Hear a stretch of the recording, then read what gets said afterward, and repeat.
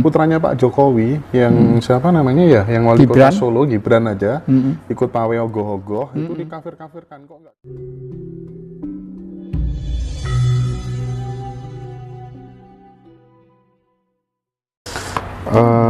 Kita kembali ngobrol. Beberapa pertanyaan dari sahabat-sahabat semua sudah kita list yang jadi.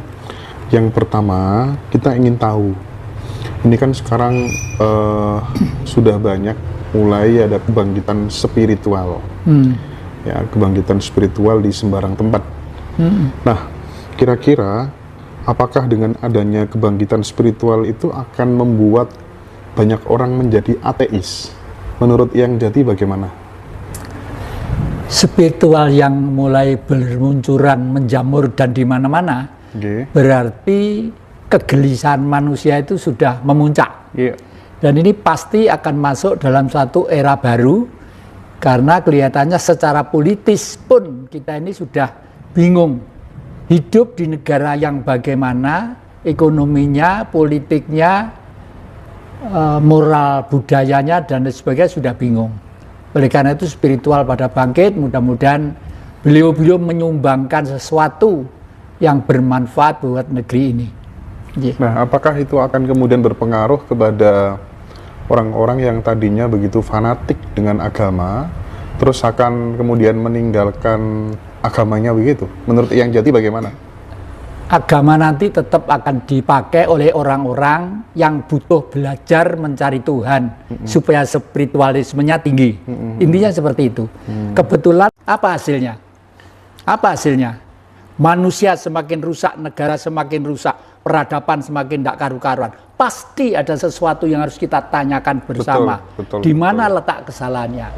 Kok kebetulan kemarin itu saya diminta ruatan meskipun 2 jam di salah satu pondok pesantren di Sidikiyah di Jombang. Waduh, di luar dugaan. Saya itu diangkat dari Dewan Sepuh. Oleh sana Dewan Sepuhnya itu terdiri dari pastor, pendeta, biku, bedande dan sebagainya. Itu waduh. Nah, heran saya itu, bagaimanapun saya itu kan mau menjadi seorang tokoh kiai tidak bisa, mau pastor ya sama sekali. Terus pada waktu ruatan itu kan saya minta syarat minimal harus ada 7 sumber air dari sumber-sumber kuno. Setelah itu dikasih bunga setaman, itu nanti saya urapkan setelah ruatan gitu. Di luar dugaan Mas. Sampai saya dengan Mbak Astri itu nangis. Semua orang minta diurapi. Pastor, pendeta, biku-biku dicoplok ininya semua. Romo saya diulapi ya Romo. Saya urapi air dengan bunga gitu. Itulah karena apa? Karena saya yakin seyakin-yakinnya air itu adalah Tuhan itu sendiri. Air itu Tuhan itu sendiri. Terus kemarin itu ada tanda-tanda dari Ibu Ratu Mas Laut Selatan. Saya tidak wale-wale bicara tentang sana ya. Lewat Mbak Astrid bilang begini, Pak, ini nanti Ibu rawuh, tapi cuma ngasih mendung aja peteng supaya di sini teduh. Jombang itu kan panas Mas. Supaya teduh cuma dikasih gerimis saja. Orang-orang tidak usah gelisah. Tidak akan hujan kalau belum melampung semuanya. Betul. Mendung potong wedet ini ya semua ayam-ayam saja karena sudah saya umumkan itu. Akhirnya setelah selesai itu baru hujannya turun. Iya, hujannya turun. Berapa orang atau berapa santri yang ikut acara itu? Itu se-Jawa Timur kok, se-Jawa Timur. Jadi termasuk persatuan Orsid, organisasi Sidikiyah. PJTK Indonesia, Persatuan Pecinta Tanah Air Indonesia. Oke. Ya kan memang pesantren itu yang senantiasa mendeklarasikan semangat cinta tanah air. Dan dari keluarga dalam Jogja juga datang karena apa? Karena saya janjikan kepada beliau, Sidikiyah itu punya tanah kurang lebih sekitar 500 hektar. Ya. Dari Jogja ada 2 keluarga Jogja, Dr. Sufyan sama Insinyur Edi, yang satu insinyur pertanian, satu dokter, sebenarnya dokter umum, dokter manusia. Tapi sekarang tuh tertarik pada kegiatan-kegiatan, 2 orang tuh punya niat hijaunisasi Indonesia dan menyebarkan kesejahteraan secara umum. Dengan teknis menanam sebuah pohon yang namanya pohon nyamplung. Pohon nyamplung ditanam di sana, sanggup memiring benihnya ke Jombang langsung, silakan dialog langsung, jangan lagi ke saya. Tapi sudah komunikasi sudah bagus. Kayak misalnya Ibu Ratu Dawuh tadi sambil memberikan tanda mendung, itu kan sebenarnya hal-hal seperti itu beberapa kali dialami yang Jati di dalam beberapa ritual-ritual di kasus lainnya kan? Sudah berkali-kali, bahkan nyawa saya itu diselamatkan beliau itu 3 kali. Nyawa saya diselamatkan beliau itu 3 kali. Yang pertama pada waktu peristiwa Kuda Tuli di Jakarta. Peristiwa waktu itu partai rame-ramenya zaman kekuasaan Orde Baru. Waktu itu tuh setiap jam 4 sore saya tuh mengadakan pidato terbuka di Jalan Diponegoro. Intinya pidato itu apa? Tokoh-tokoh politik baik muda atau tua saya suruh pidato, tapi dengan catatan jangan menjelek-jelek nama orang, jangan menjelek-jelekan oknum partai dan sebagainya. Pidato tentang sistem politik di Indonesia gitu. Akhirnya jam 4 sore itu ada seorang wanita cantik, Mbak Maharani Suwita dari Ciledug sana, mendekati saya. Selamat sore Pak, selamat sore Mbak. Siapa? Saya Maharani Suwita gitu. Kaget saya, namanya kok seperti Ratu Mojopahit gitu. Terus, apa Mbak yang bisa saya bantu? Saya dari Ciledug sama bapak saya Gatot Puger itu di belakang. Nggih, apa yang bisa saya bantu? Saya disuruh nganter bapak naik ke Gunung Lawu. Kaget saya. Loh, naik ke Gunung Lawu? Iya. Terus kapan? Semakin cepat, semakin baik. Kalau bisa sekarang pun Rani sudah siap gitu. Akhirnya langsung naik ke Gunung Lawu ya. Dari sore itu dari Cemoro Sewu jam 4, pagi jam 1 siang itu karena perjalanannya ya naik gunung kayak enggak ada, cuma dibantu Pak Tobing yang gotong, yang bantu saya, malah saya yang geret Pak Tobing. Soalnya seperti Mas Indra Dempal gede dur gitu, ngotot mau ikut, sudah saya larang.